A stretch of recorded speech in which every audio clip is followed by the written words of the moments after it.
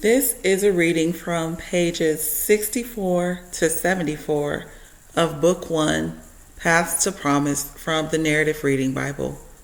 We are continuing our reading of Genesis. Enjoy.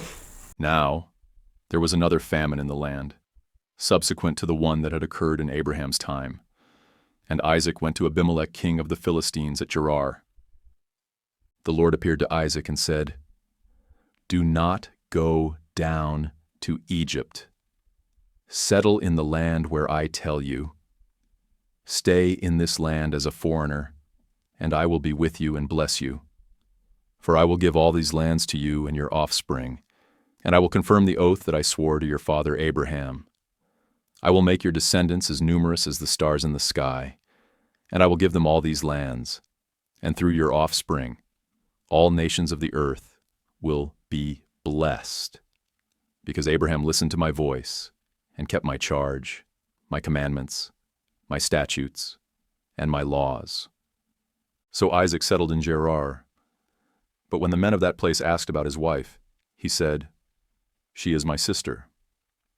For he was afraid to say, "She is my wife," since he thought to himself, "The men of this place will kill me on account of Rebekah, because she is so beautiful." When Isaac had been there a long time, Abimelech, king of the Philistines, looked down from the window and was surprised to see Isaac caressing his wife, Rebekah. Abimelech sent for Isaac and said, "So, she is really your wife. How could you say, 'She is my sister'?" Isaac replied, "Because I thought I might die on account of her." "What is this you have done to us?" asked Abimelech. "One of the people could easily have slept with your wife, and you would have brought guilt upon us." So Abimelech warned all the people, saying, "Whoever harms this man or his wife will surely be put to death." Now Isaac sowed seed in the land, and that very year he reaped 100-fold. And the Lord blessed him, and he became richer and richer, until he was exceedingly wealthy. He owned so many flocks and herds and servants that the Philistines envied him. So the Philistines took dirt and stopped up all the wells that his father's servants had dug in the days of his father Abraham. Then Abimelech said to Isaac, "Depart from us, for you are much too powerful for us." So Isaac left that place and encamped in the valley of Gerar and settled there. Isaac reopened the wells that had been dug in the days of his father Abraham, which the Philistines had stopped up after Abraham died. And he gave these wells the same names his father had given them. Then Isaac's servants dug in the valley and found a well of fresh water there. But the herdsmen of Gerar quarreled with Isaac's herdsmen and said, "The water is ours." So he named the well Esek, because they contended with him. Then they dug another well and quarreled over that one also. So he named it Sitnah. He moved on from there and dug another well, and they did not quarrel over it. He named it Rehoboth and said, "At last the Lord has made room for us, and we will be fruitful in the land." From there Isaac went up to Beersheba, and that night the Lord appeared to him and said, "I am the God of your father Abraham. Do not be afraid, for I am with you. I will bless you and multiply your descendants for the sake of my servant Abraham." So Isaac built an altar there and called on the name of the Lord, and he pitched his tent there. His servants also dug a well there. Later Abimelech came to Isaac from Gerar with Ahuzath his advisor and Phicol the commander of his army. "Why have you come to me?" Isaac asked them. "You hated me and sent me away." "We can plainly see that the Lord has been with you," they replied. "We recommend that there should now be an oath between us and you. Let us make a covenant with you that you will not harm us, just as we have not harmed you, but have done only good to you, sending you on your way in peace. And now you are blessed by the Lord." So Isaac prepared a feast for them, and they ate and drank. And they got up early the next morning and swore an oath to each other. Then Isaac sent them on their way, and they left him in peace. On that same day, Isaac's servants came and told him about the well they had dug. "We have found water," they told him. So he called it Sheba. And to this day, the name of the city is Beersheba. When Esau was 40 years old, he took as his wives Judith, daughter of Beeri, the Hittite, and Basemath, daughter of Elon, the Hittite. And they brought grief to Isaac and Rebekah. When Isaac was old, and his eyes were so weak that he could no longer see, he called his older son Esau and said to him, "My son." "Here I am," Esau replied. "Look," said Isaac, "I am now old, and I do not know the day of my death. Take your weapons, your quiver and bow, and go out into the field to hunt some game for me. Then prepare a tasty dish that I love, and bring it to me to eat, so that I may bless you before I die." Now Rebekah was listening to what Isaac told his son Esau. So when Esau went into the field to hunt game and bring it back, Rebekah said to her son Jacob, "Behold, I overheard your father saying to your brother Esau, 'Bring me some game, and prepare me a tasty dish to eat, so that I may bless you in the presence of the Lord before I die.' Now, my son, listen to my voice and do exactly as I tell you. Go out to the flock and bring me 2 choice young goats, so that I can make them into a tasty dish for your father, the kind he loves. Then take it to your father to eat, so that he may bless you before he dies." Jacob answered his mother Rebekah, "Look, my brother Esau is a hairy man, but I am smooth-skinned. What if my father touches me? Then I would be revealed to him as a deceiver, and I would bring upon myself a curse rather than a blessing." His mother replied, "Your curse be on me, my son. Just obey my voice and go get them for me." So Jacob went and got 2 goats and brought them to his mother, who made the tasty food his father loved. And Rebekah took the finest clothes in the house that belonged to her older son Esau, and she put them on her younger son Jacob. She also put the skins of the young goats on his hands and on the smooth part of his neck. Then she handed her son Jacob the tasty food and bread she had made. So Jacob went to his father and said, "My father." "Here I am," he answered. "Which one are you, my son?" Jacob said to his father, "I am Esau, your firstborn. I have done as you told me. Please sit up and eat some of my game, so that you may bless me." But Isaac asked his son, "How did you ever find it so quickly, my son?" "Because the Lord your God brought it to me," he replied. Then Isaac said to Jacob, "Please come closer so I can touch you, my son. Are you really my son Esau, or not?" So Jacob came close to his father Isaac, who touched him and said, "The voice is the voice of Jacob, but the hands are the hands of Esau." Isaac did not recognize him, because his hands were hairy like those of his brother Esau. So he blessed him.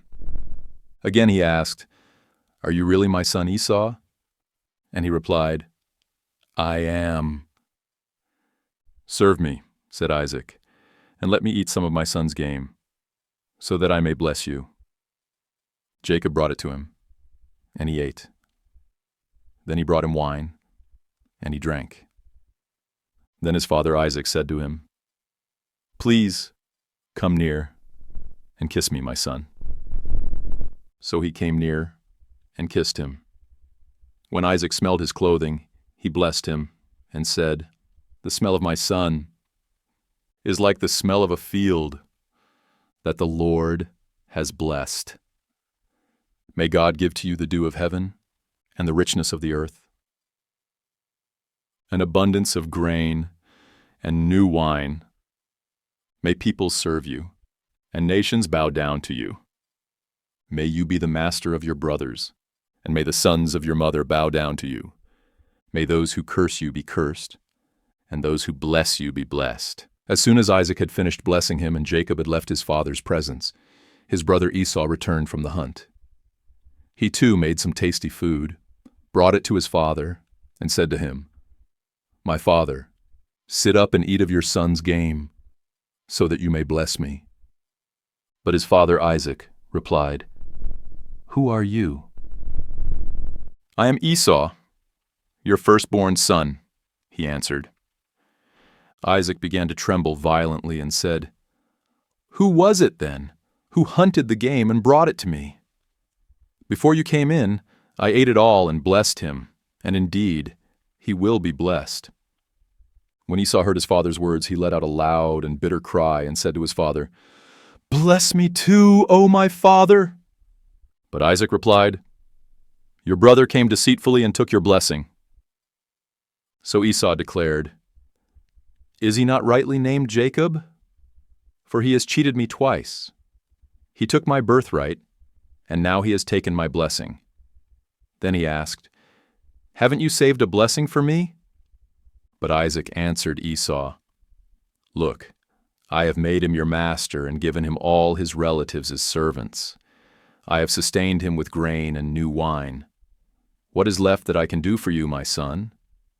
Esau said to his father, "Do you have only one blessing, my father? Bless me too, O my father." Then Esau wept aloud. His father Isaac answered him, "Behold, your dwelling place shall be away from the richness of the land, away from the dew of heaven above. You shall live by the sword and serve your brother. But when you rebel, you will tear his yoke from your neck." Esau held a grudge against Jacob because of the blessing his father had given him. And Esau said in his heart, "The days of mourning for my father are at hand. Then I will kill my brother Jacob." When the words of her older son Esau were relayed to Rebekah, she sent for her younger son Jacob and told him, "Look, your brother Esau is consoling himself by plotting to kill you.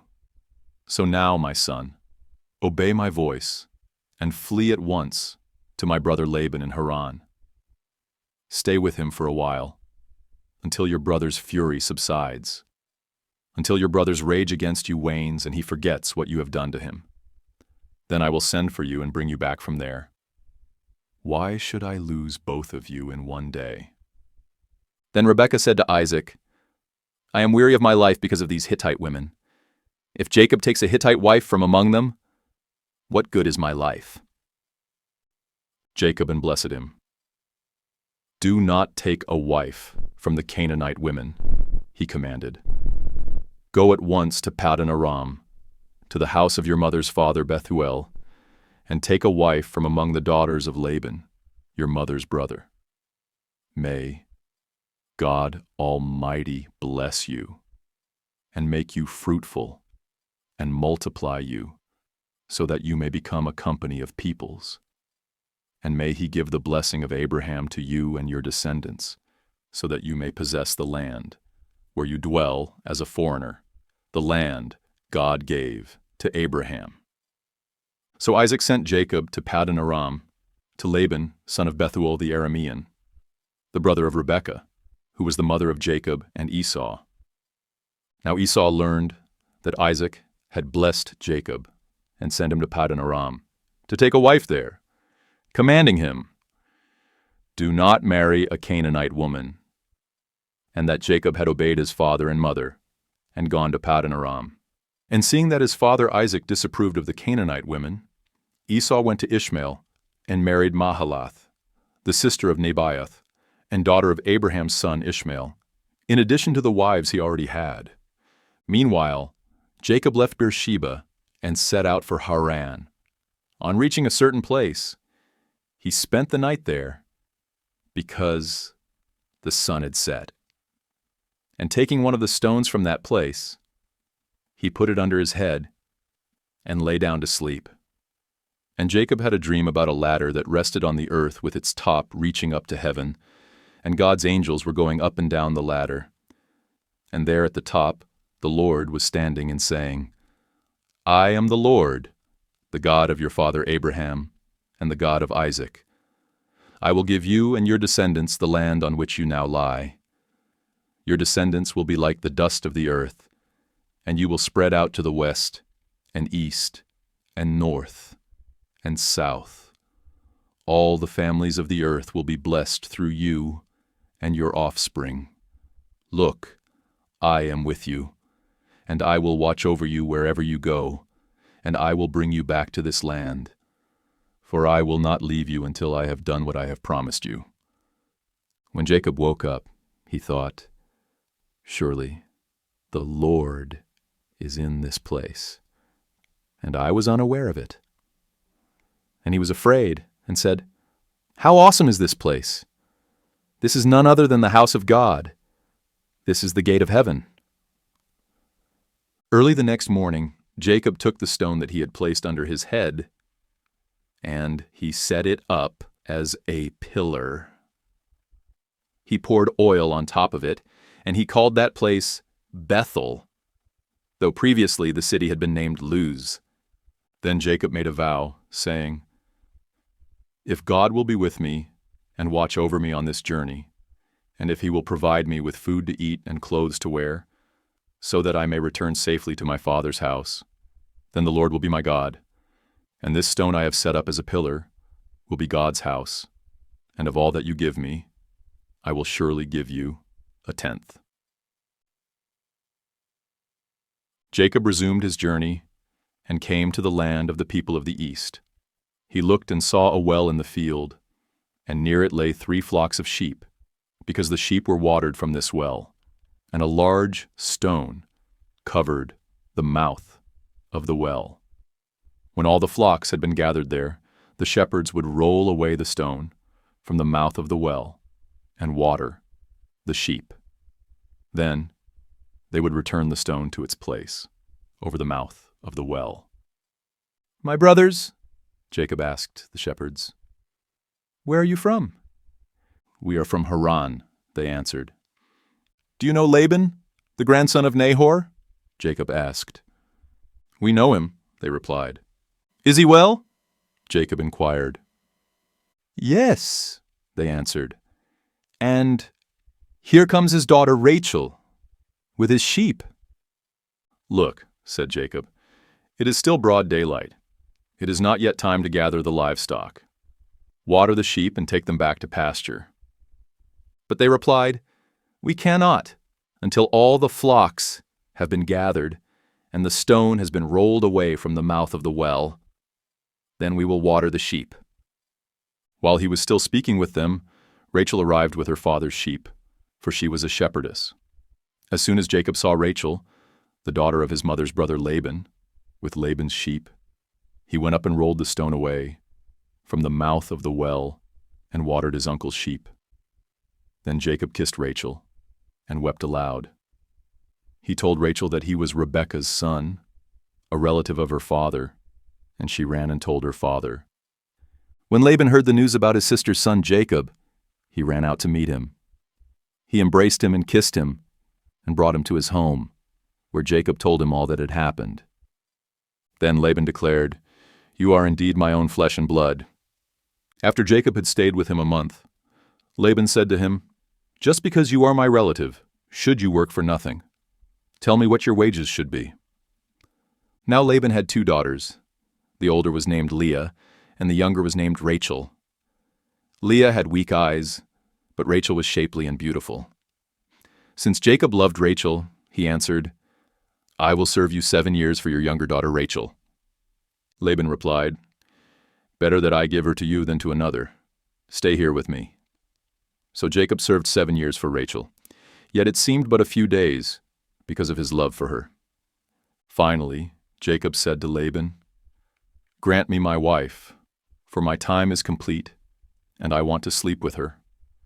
So Laban invited all the men of that place and prepared a feast.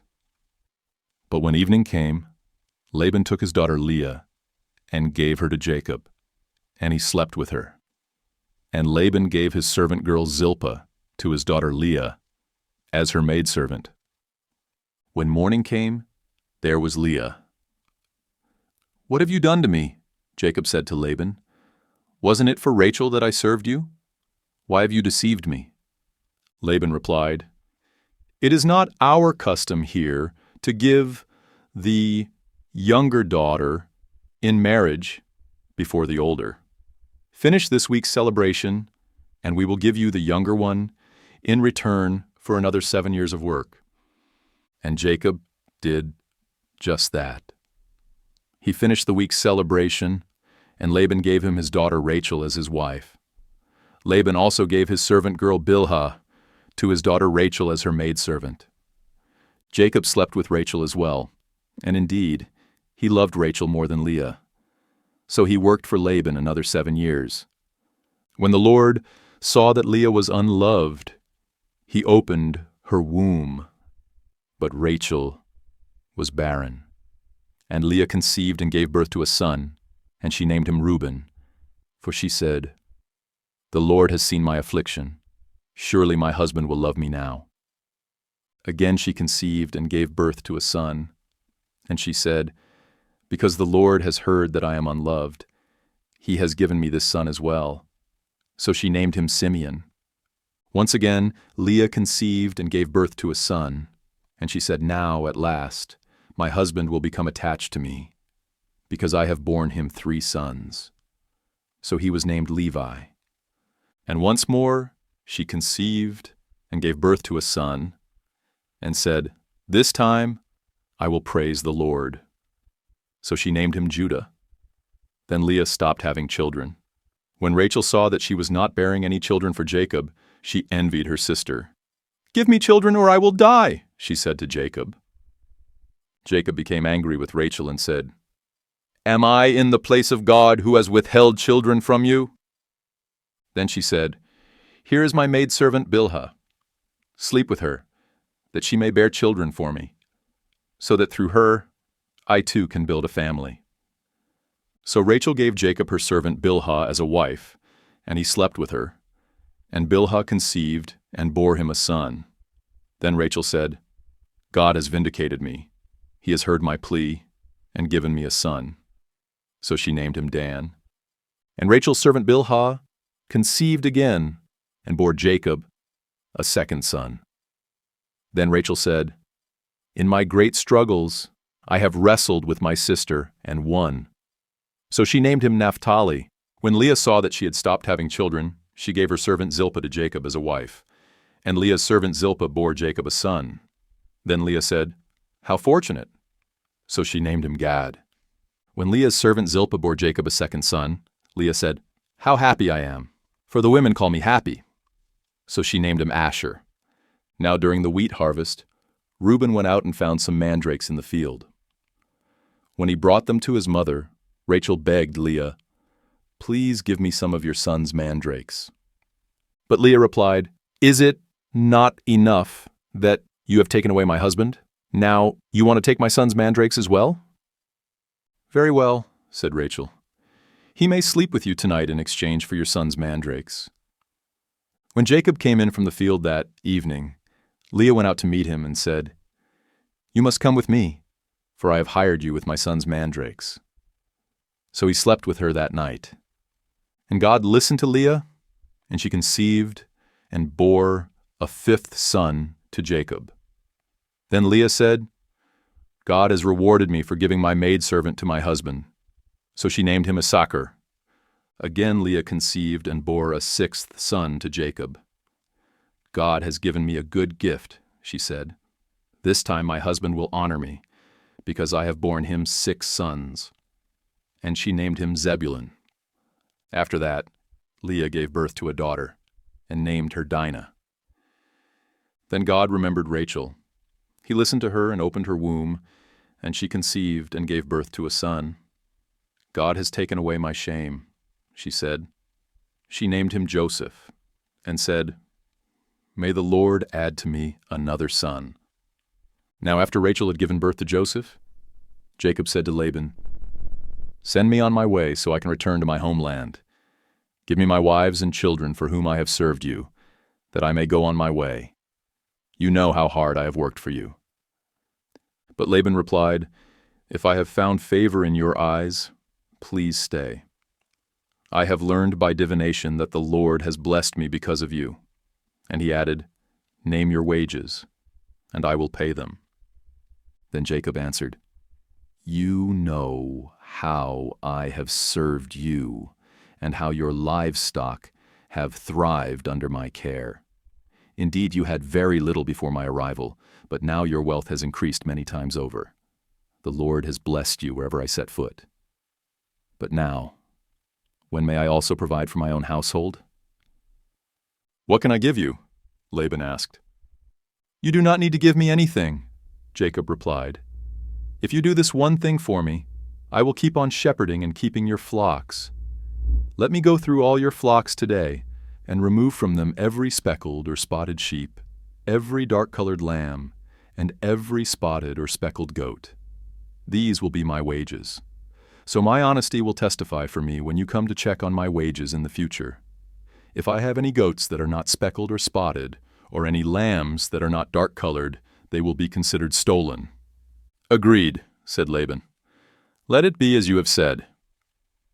That very day Laban removed all the streaked or spotted male goats and every speckled or spotted female goat, every one that had any white on it, and every dark-colored lamb, and he placed them under the care of his sons. Then he put a 3-day journey between himself and Jacob, while Jacob was shepherding the rest of Laban's flocks. Jacob, however, took fresh branches of poplar, almond, and plane trees, and peeled the bark, exposing the white inner wood of the branches. Then he set the peeled branches in the watering troughs in front of the flocks, coming in to drink. So when the flocks were in heat and came to drink, they mated in front of the branches, and they bore young that were streaked or speckled or spotted. Jacob set apart the young, but made the rest face the streaked dark-colored sheep in Laban's flocks. Then he set his own stock apart, and did not put them with Laban's animals. Whenever the stronger females of the flock were in heat, Jacob would place the branches in the troughs, in full view of the animals, so that they would breed in front of the branches. But if the animals were weak, he did not set out the branches. So the weaker animals went to Laban, and the stronger ones to Jacob. Thus, Jacob became exceedingly prosperous. He owned large flocks, maidservants, and menservants, and camels and donkeys. Now Jacob heard that Laban's sons were saying, "Jacob has taken away all that belonged to our father, and built all this wealth at our father's expense." And Jacob saw from the countenance of Laban that his attitude toward him had changed. Then the Lord said to Jacob, "Go back to the land of your fathers and to your kindred, and I will be with you." So Jacob sent word and called Rachel and Leah to the field where his flocks were, and he told them, "I can see from your father's countenance that his attitude toward me has changed, but the God of my father has been with me. You know that I have served your father with all my strength. And although he has cheated me and changed my wages 10 times, God has not allowed him to harm me. If he said, 'The speckled will be your wages,' then the whole flock bore speckled offspring. If he said, 'The streaked will be your wages,' then the whole flock bore streaked offspring. Thus, God has taken away your father's livestock and given them to me. When the flocks were breeding, I saw in a dream that the streaked, spotted, and speckled males were mating with the females. In that dream, the angel of God said to me, 'Jacob,' and I replied, 'Here I am.' 'Look up,' he said, 'and see that all the males that are mating with the flock are streaked, spotted, or speckled. For I have seen all that Laban has done to you. I am the God of Bethel, where you anointed the pillar and made a solemn vow to me. Now get up and leave this land at once, and return to your native land.' And Rachel and Leah replied, 'Do we have any portion or inheritance left in our father's house? Are we not regarded by him as outsiders? Not only has he sold us, but he has certainly squandered what was paid for us. Surely all the wealth that God has taken away from our father belongs to us and to our children. So, do whatever God has told you." Then Jacob got up and put his children and his wives on camels, and he drove all his livestock before him, along with all the possessions he had acquired in Paddan Aram, to go to his father Isaac in the land in Canaan. Now, while Laban was out shearing his sheep, Rachel stole her father's household idols. Moreover, Jacob deceived Laban the Aramean by not telling him that he was running away. So he fled with all his possessions, crossed the Euphrates, and headed for the hill country of Gilead. On the third day, Laban was informed that Jacob had fled. So he took his relatives with him, pursued Jacob for 7 days, and overtook him in the hill country of Gilead. But that night, God came to Laban the Aramean in a dream and warned him, "Be careful not to say anything to Jacob, either good or bad." Now Jacob had pitched his tent in the hill country of Gilead when Laban overtook him, and Laban and his relatives camped there as well. Then Laban said to Jacob, "What have you done? You have deceived me and carried off my daughters like captives of war. Why did you run away secretly and deceive me without even telling me? I would have sent you away with joy and singing, with tambourines and harps, but you did not even let me kiss my grandchildren and my daughters goodbye. Now you have done a foolish thing. I have power to do you great harm. But last night the God of your father said to me, 'Be careful not to say anything to Jacob, either good or bad.' Now you have gone off because you long for your father's house. But why have you stolen my gods?" "I was afraid," Jacob answered, "for I thought you would take your daughters from me by force. If you find your gods with anyone here, he shall not live. In the presence of our relatives, see for yourself if anything is yours, and take it back." For Jacob did not know that Rachel had stolen the idols.